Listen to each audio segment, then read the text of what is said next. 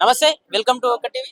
B Ed నిరుద్యోగులు ఎవరైతే ఉన్నారో వాళ్ళు ఒక పెద్ద ఎత్తున ఒక 200-300 స్టూడెంట్స్ అందరితో నిరుద్యోగులందరితో కలిసి ఒక పెద్ద ఎత్తున మహాధరణ ఏర్పాటు చేశారు. ఒకసారి వాళ్ళు చాలా మంది ఉన్నారు, వాళ్ళతో ఒకసారి మాట్లాడి వాళ్ళ వాళ్ళ వాళ్ళ సమస్యలు ఏంటి, ప్రభుత్వం ఏం చెప్తుందని ఒకసారి తెలుసుకున్న పెద్ద అలా చెప్పండి.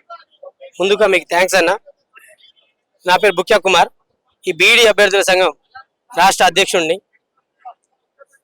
మాకు డిఎస్సిలో 2011 నుంచి వచ్చే ఈ 2012 డిఎస్సి కానీ 2018 డిఎస్సి కానీ గతంలో జరిగిన 2024 డిఎస్సిలో కూడా మా బీఈడీ అభ్యర్థులకు తీరని అన్యాయం జరిగిందన్న.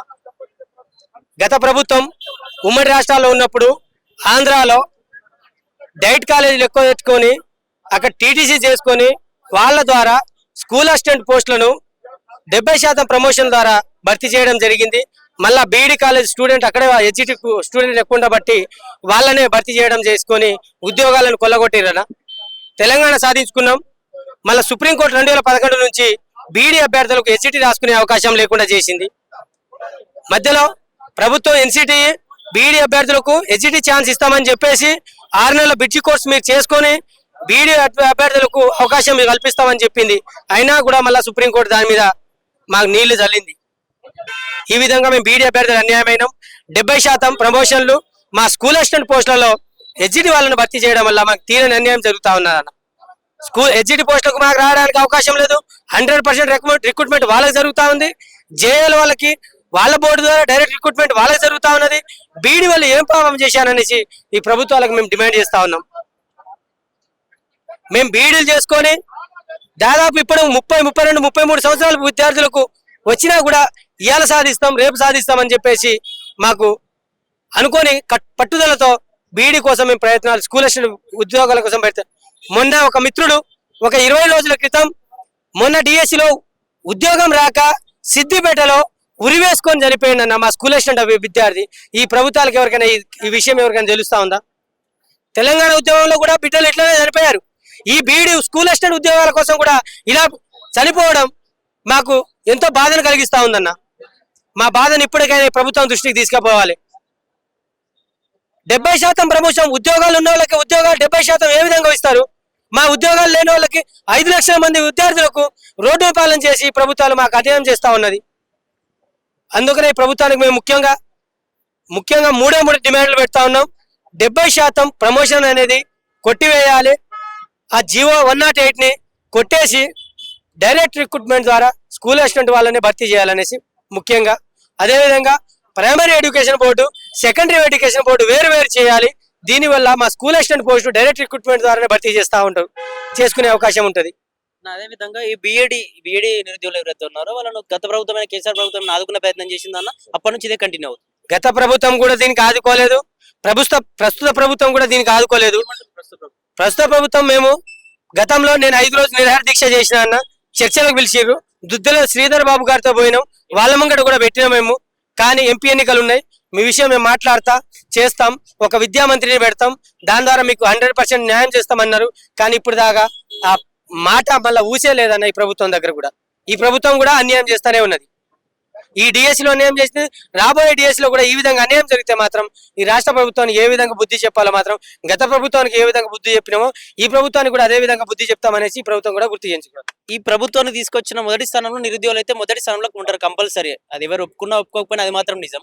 కానీ వాళ్ళకే అన్యాయం చేస్తా ఉంది ఈ ప్రభుత్వం వచ్చిన తర్వాత. మిమ్మల్ని ఆదుకుంటా అని చెప్పిన ప్రభుత్వమే మీకు వ్యతిరేకంగా నడుస్తూ ఉంటే మీకు ఎలా అనిపిస్తుంది అసలు? మాకు చాలా బాధగా ఉందన్న. ఎందుకంటే ఈ ప్రభుత్వం రావడానికి ముఖ్య కారణం ఈ విద్యార్థి లోకమే. మేము విద్యార్థులమే బస్సు యాత్రలు చేసి ఈ ప్రభుత్వాన్ని తెచ్చుకున్నాం. గెలిచిన తర్వాత కూడా విద్యార్థులతోనే ఈ ప్రభుత్వం వచ్చిందనేసి బల్మూరు వెంకట గాని, రియాజ్ సార్ గాని, అశోక్ సార్లు గాని, వీళ్ళందరూ మన కోదండరామ్ సార్ గాని వీళ్ళందరూ ర్యాలీలు కూడా తీసిరు. అశోక్ నగర్ లో తీసిరు, దిల్సుఖ్ నగర్ లో తీసిరు, ఎక్కడ పడితే స్టూడెంట్స్ ఉంటే అక్కడ ర్యాలీలు తీసిరు. నిరుద్యోగుల జైత్రయాత్ర అనేసి. కానీ మళ్ళీ నిరుద్యోగులు మళ్ళా తుంగల తొక్కే ప్రయత్నాలు చేసింది. గత ప్రభుత్వంలో కూడా కోర్టు కేసులు చేసినాయి. కాబట్టి ఈ ప్రభుత్వం మేము కోర్టుల దాకా స్టూడెంట్లను తీసుకుపోమని చెప్పేసి చెప్పింది.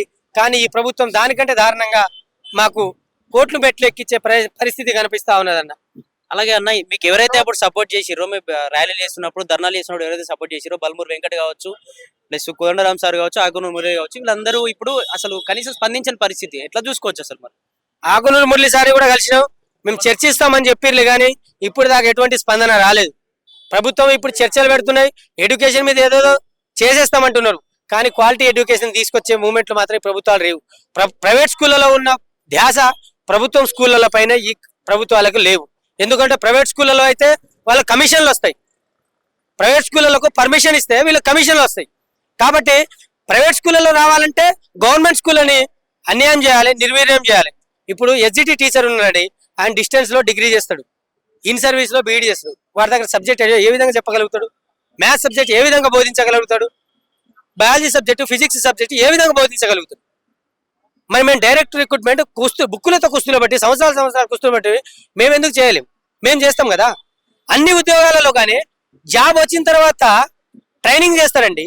మా బీఈడి వాళ్ళు మాత్రమే జాబ్ రాకముందే ట్రైనింగ్ చేసి ఖాళీగా ఉండే ఏకైక విద్యార్థులు ఎవరైనా ఉన్న అభ్యర్థులు ఎవరైనా ఉన్నారంటే అది బీఈడి అభ్యర్థులే అన్న. మేము ట్రైనింగ్లు చేసుకొని ఖాళీగా ఉన్నామన్న. ప్రతి ఒక్క ఉద్యోగ సంస్థలో జాబ్లు వచ్చిన తర్వాత ట్రైనింగ్లు ఇస్తారన్న. ఇది ఎంతవరకు అన్యాయం అనేది ఈ ప్రభుత్వాలు కూడా దృష్టిలో ఆలోచించాల్సిన అవసరంగా మేము ప్రభుత్వానికి చెప్పాం.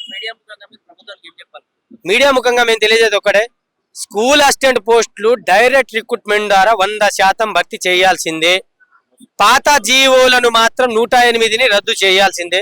ప్రమోషన్ కోటాను రద్దు చేయాలి. అదేవిధంగా primary education board, secondary education board వేరు చేయాలి.